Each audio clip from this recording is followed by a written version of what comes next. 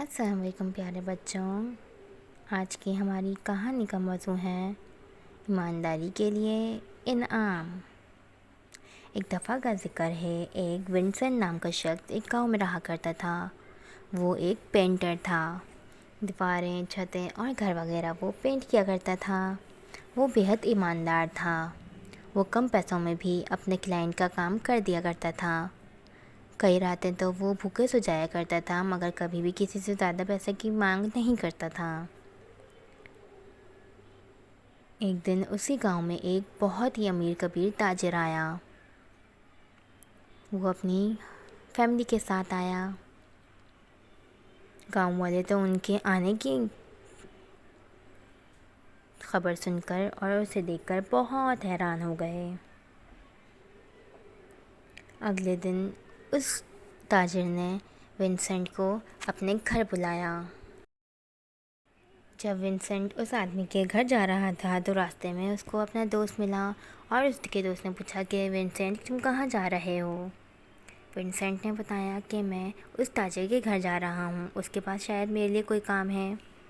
تو اس کے دوست نے کہا کہ او اچھا، تو پھر تمہیں بس تو بہت اچھا موقع ہے، کیونکہ وہ تاجر تو بہت امیر کبیر ہے، تو تم اس سے چاہے جتنے پیسوں کی مانگ کرو وہ تمہیں خوشی خوشی دے دے گا۔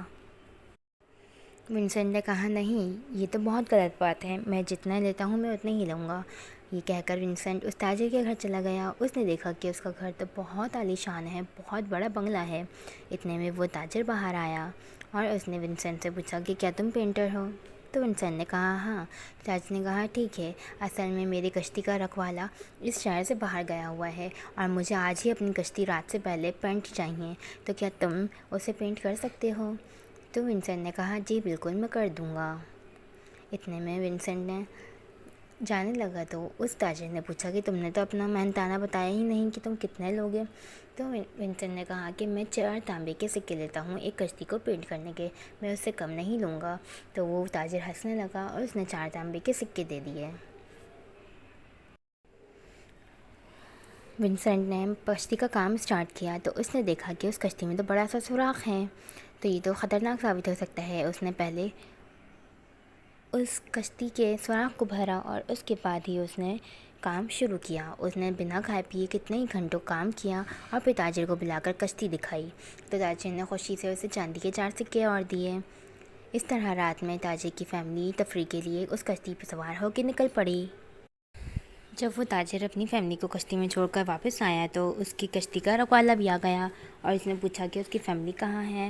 تو اس نے بتایا کہ وہ سیر کو گئی ہے۔ تو تاجر نے کہا کہ ایسا نہیں ہونا چاہیے تھا، کیونکہ اس میں تو ایک بہت بڑا سوراخ تھا۔